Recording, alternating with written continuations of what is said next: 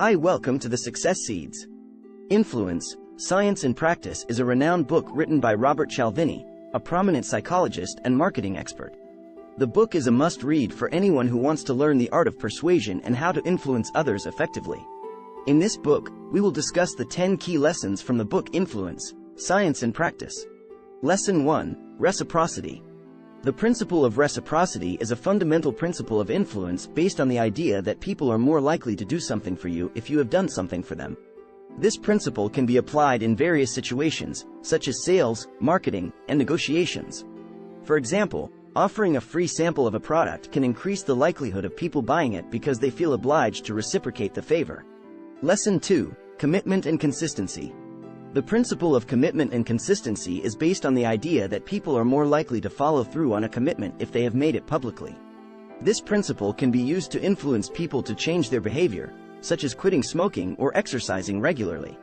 Making a public commitment increases the likelihood of people sticking to their goal. Lesson 3, Social Proof. The principle of social proof is based on the idea that people are more likely to do something if they see others doing it.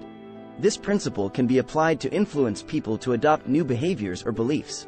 For example, demonstrating that their neighbors are already recycling can encourage people to recycle as well. Lesson 4, Liking. The principle of liking is based on the idea that people are more likely to be influenced by someone they like. This principle can be applied in sales, marketing, and networking. Building rapport and finding common ground with someone increases the chances of influencing them. Lesson 5, Authority. The principle of authority is based on the idea that people are more likely to be influenced by someone who has perceived expertise or authority in a given domain. This principle can be applied to influence people in various situations, such as sales, marketing, and leadership. Establishing credentials and expertise increases influence over others. Lesson 6, Scarcity. The principle of scarcity is based on the idea that people are more likely to value something if it is rare or difficult to obtain. This principle can be applied in sales, marketing, and negotiations. Emphasizing the limited availability of a product or service can increase its perceived value and desirability. Lesson 7, Unity. The principle of unity is based on the idea that people are more likely to be influenced by someone they perceive to be similar to themselves. This principle can be applied in sales, marketing, and networking.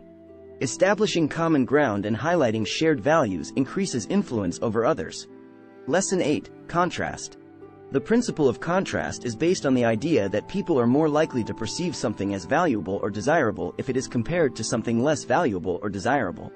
This principle can be applied in sales, marketing, and negotiations.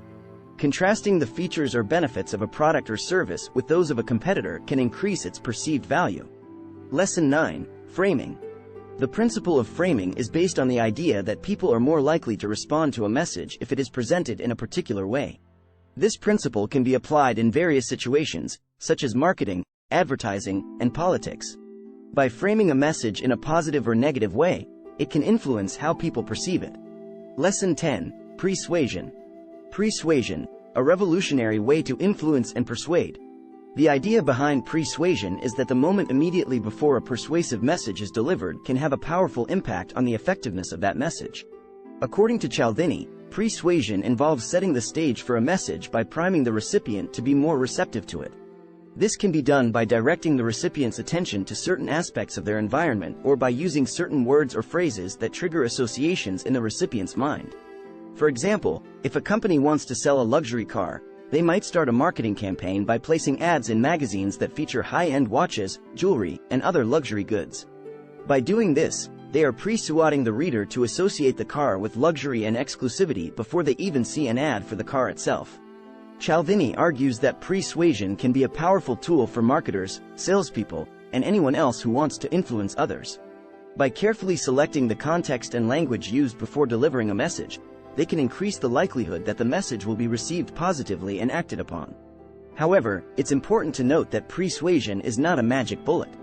The message itself still needs to be compelling and relevant to the recipient in order to be effective. Persuasion is simply a way to increase the odds that the message will be well received. Thanks for watching. For more such videos, please subscribe.